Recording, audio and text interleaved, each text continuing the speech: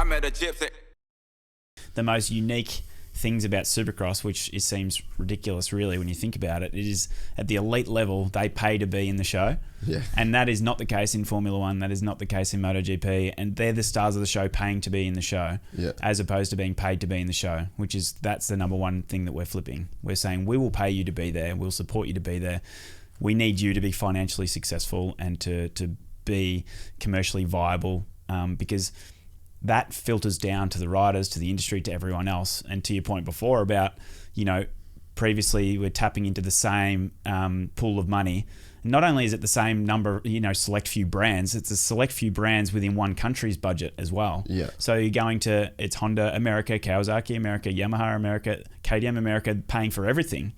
But when you take something globally, now you open the door to all these markets and all these other regions, and the reason why MotoGP athletes and Formula One athletes get paid so much more is they're global athletes getting paid as a contribution from all the countries around the world. Monster has a global marketing fund that all countries contribute to, and that helps pay Valentino Rossi. It's not just one country saying, "Oh shit, I got to fork out $20 million to get Valentino this year," or whatever it was. You know 100%. What I mean?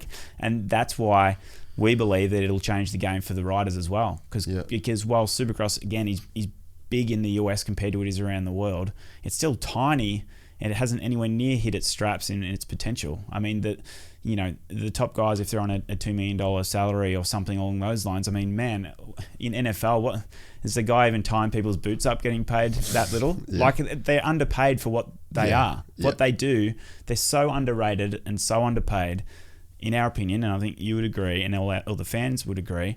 And the only way for them to get paid what they deserve is for them to be global athletes. And so that's what we want to do. We've got to show them to the world, and we got to the rest of the world will see these guys the way we all do and be like, they're insane. This is incredible. This is the best thing I've ever seen. And global brands will take interest, and budgets will come from different regions, and we feel like that'll perpetuate so that ultimately everyone benefits. And we need international rider and international team, participation. Like we've seen Jack Miller and Casey Stoner, when they're racing MotoGP at Phillip Island, the crowd is much bigger than when they're not racing, and particularly if they're doing well. Mm-hmm. Same with Dan Ricciardo, Danny Rick at Formula One. Same with when Mark Webber was going well. If we didn't have Australians going and competing well in those events, we wouldn't have the same crowds as when they are and when they do. Yeah. And that's the same for every country around the world and every region around the world. And even to be motivated as a young up-and-coming motocross rider, if you've got this World Supercross Championship coming into the capital city where you live in an incredible stadium, packing out to 50,000 people, you're going to be training your ass off to get there eventually and qualify and get local brands and local sponsors and support you. And all of a sudden, your outlook on that sport changes, drastically, doesn't it? When you see there's something aspirational. Yeah, like you look up to your hero. Everyone's been motivated generally by that national hero for them in a lot of cases. Some you're looking up to an international hero, but a lot of them it's who was the most successful Australian in that respective sport on a global stage. And generally that's your hero.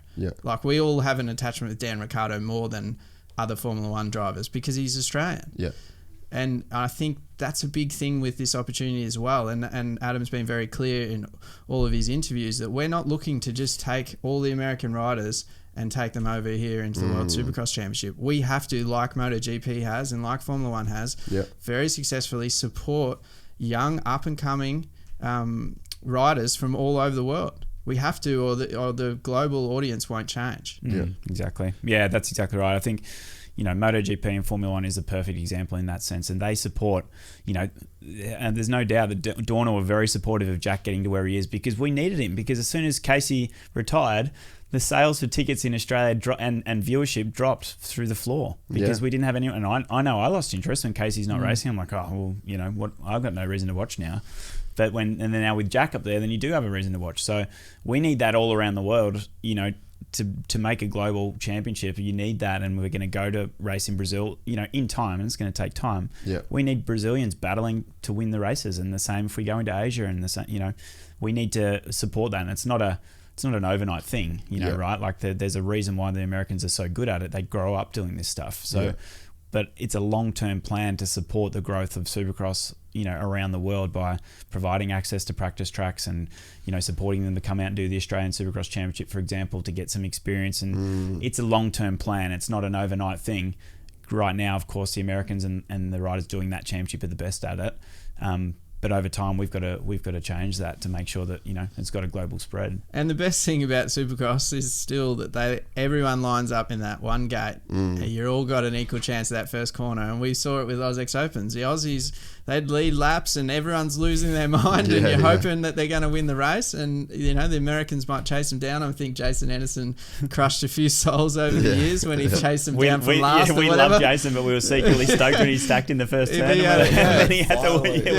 We had to work for it. That's the beauty of Supercross. Like, if you qualify and you're a wild card and you line up on that start line, technically you could lead the very first lap, and who knows what happens after that. But that's all the fans need. They just need hope, right? Yeah, totally. And I think further to that, the reason we believe in it so much is because the best Supercross riders in the world are the best because of their riding ability. Yeah. Not because of the cars or unlike other motorsports, Supercross, it just doesn't matter that much. Yeah. It's 20% and the rider's 80%. That's the stat that goes around, which can be flipped in other forms of motorsport. Yeah. So so truthfully, the guys that are winning, they didn't get there for money. They didn't get there from money, or so they're very aspirational and also, relatable to everyday people, because they grew up just like us. They grew up riding dirt bikes like us, and they've got to that level, whereas you can't really say that about many Formula One drivers. That it's like, he grew up in a similar upbringing than me. It's like Lance Stroll did not grow up in a similar upbringing as me. I'm sorry. He did not. Very different. You know what I mean? So it's like, you can't do that in Supercross. It doesn't matter how wealthy the guy is or whatever. You can't just buy the drive or a ride for your kid because you want it. Like, it doesn't work. No. The talent will always win. You could put any of the best riders on anyone else's bike in that field, and the result will probably be the same or pretty close to it. So 100%. That Plus, means the injuries that they go through as well. Like, there's virtually no athlete that hasn't had a bad injury in Supercross. So the resilience and the hardships, there's so much story in that as well of what they go through to make it to that elite level. And it's so well respected because it is so brutal and it is so dangerous. And you make one little mistake and you could not only, lose the whole championship because of injury, but you could break your back, or you could break your neck, or you could break your arm. Like, it's a very, very highly dangerous sport. And that's what MotoGP riders respect, because they're generally injuring themselves in the off-season riding motocross. Yeah. And Formula One drivers are going, you guys are crazy. I mean, I ain't doing that. I own the mountain bike, so I don't ride motorcycle, but even that enough is to respect, holy shit, you know what I mean? I think, for fans, maybe you don't get into motocross, but you're still into mountain biking, for example, for a non-endemic fan.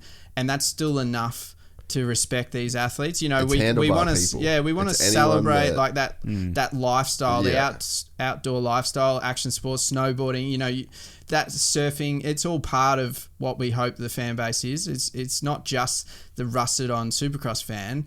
It's everything like that, outdoor lifestyle, action sports, and mountain biking. But even we want to attract kids to get onto little Strider bikes and little e-bikes before they get to the motorcycle or the electric motorcycle. That's all part of our strategy as well, because the more, just like you say, on handlebars, on bikes, the better for the appeal of the sport. And you just ride a bike and then you watch them on a motorcycle. You don't need to have ridden a motorcycle to go, that guy is gnarly. If you enjoyed this content, please like and subscribe. And to listen to the full 3-hour podcast, search Gypsy Tales in your favorite podcast platform or click the link in the description below. Gypsy Gang.